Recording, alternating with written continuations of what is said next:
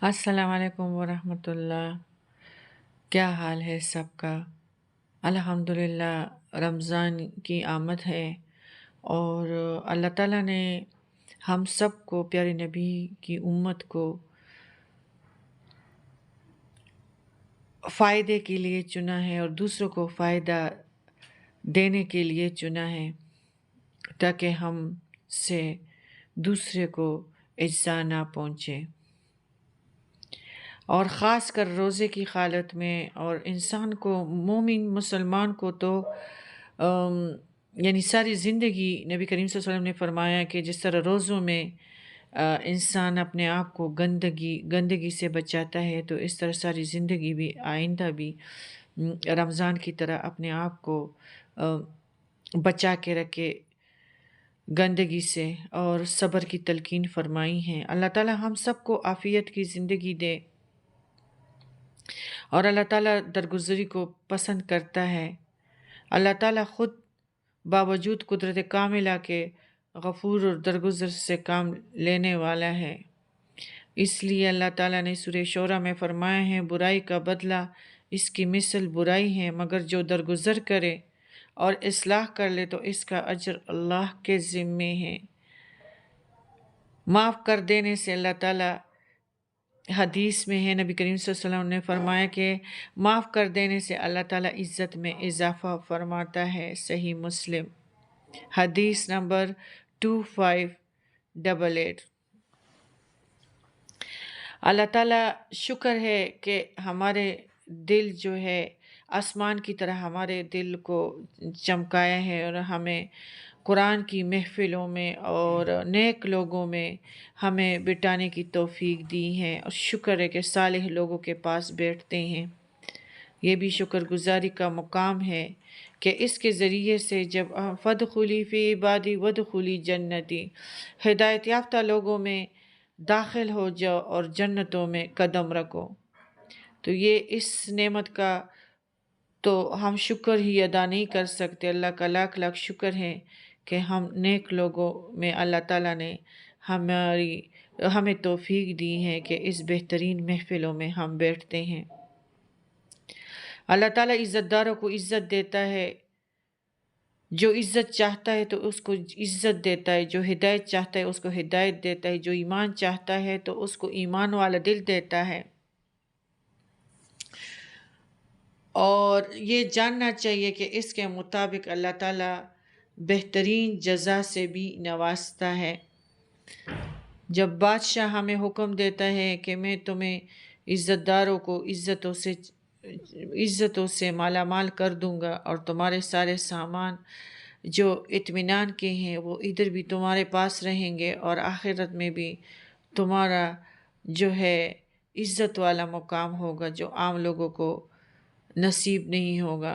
लोग इधर इधर बुराइयों से अपने चर्चे करना चाहते हैं और तन्हाइयों को ग़ीबत और झूठ और लन तन से यानी किसी पे इल्ज़ाम तराशी पे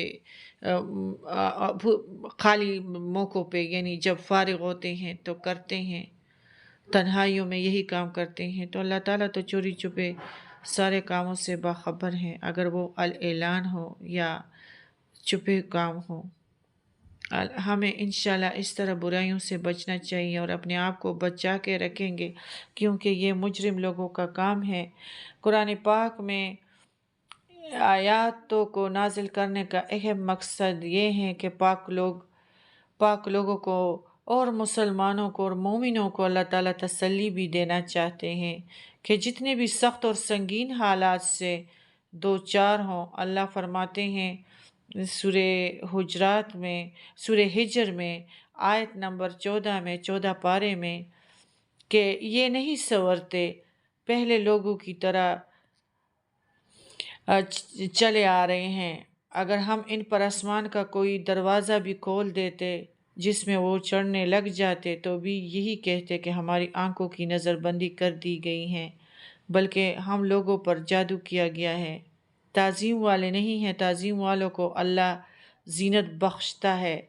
आसमानों को जिस तरह सितारों से सजाया है इसी तरह अल्लाह ताला नेक लोगों को نیک لوگوں سے جوڑتا ہے اور نیک لوگوں کو غریبوں کا ہمدرد بناتا ہے، اور اسی طرح گندے لوگوں کے دلوں کو تو شیطان اپنے ہاتھوں میں لے لیتا ہے اور نیچے درجے کے کر دیتے ہیں، ان کو جلا دیتے ہیں، ان کے عمل نامے اوپر کی طرف نہیں جاتے، علیین کی طرف۔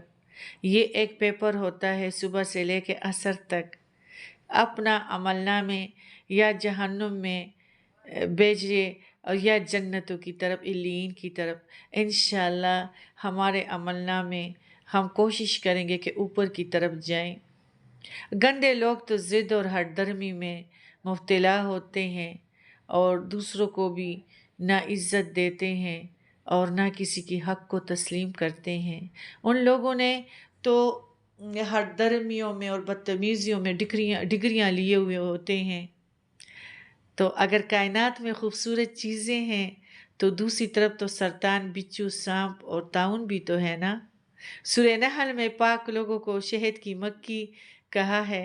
اللہ تعالیٰ فرماتے ہیں کہ شہد کی مکھی کو دیکھو کہ کس طرح وہ قیامت تک لوگوں کو شہد مہیا کرتی ہیں۔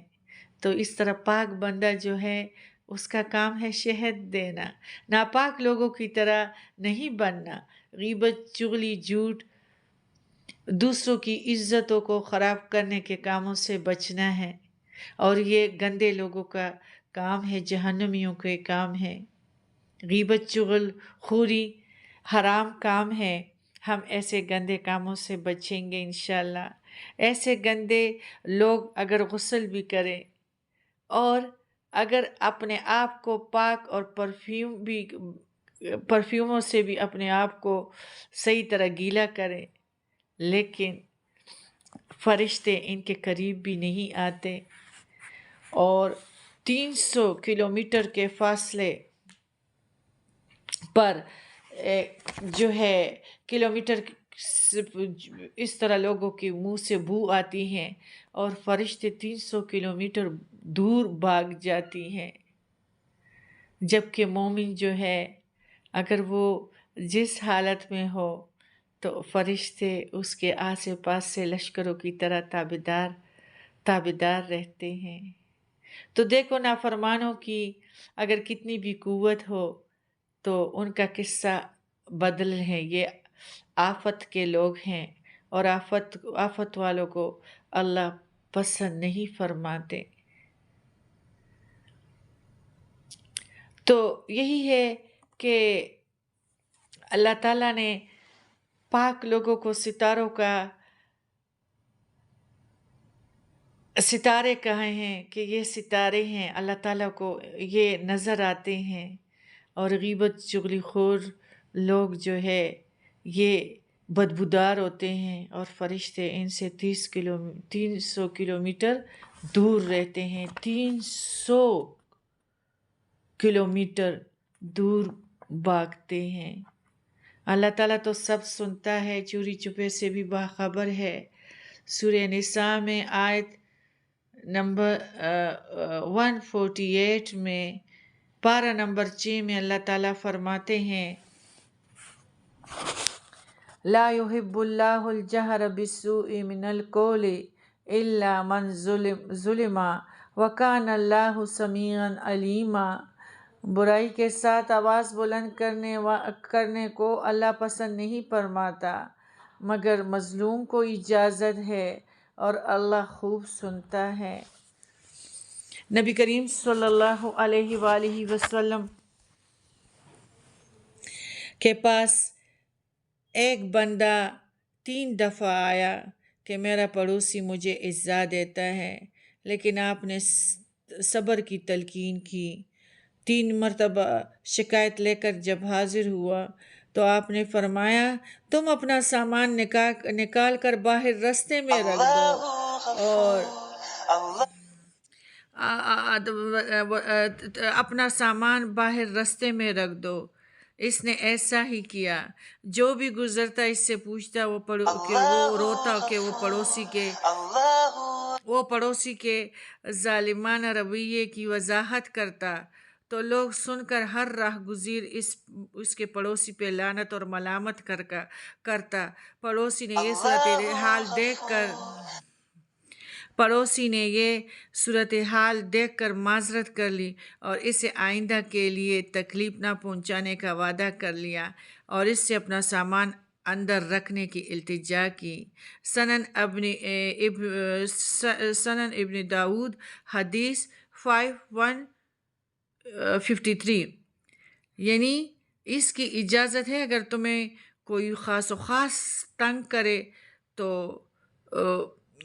پھر کرنا چاہیے کہ یہ بندہ اس طرح میرے ساتھ زیادتی کرتا ہے، لیکن کسی پہ خواہ تہمت لگانے کی ضرورت نہیں ہے، اور درگزری کو ویسے بھی اللہ تعالیٰ پسند کرتا ہے، اور جب اللہ تعالیٰ اپنے بندوں کو خوشبودار بنائے، چمکائے، تو ہمیں اور کیا چاہیے؟ اسی کا اجر اللہ کے پاس ہے اور اللہ کے ذمے ہے۔ آپ خود سوچئے کہ ایک دنیا کا بادشاہ کسی کو پسند کرے تو ان کو کیا کچھ نہیں دیتا۔ تو جب اللہ تعالیٰ فرماتے ہیں کہ میں ان کی عزت میں اضافہ فرماتا ہوں، تو پھر انشاءاللہ ہماری کتنی عزت ہوگی۔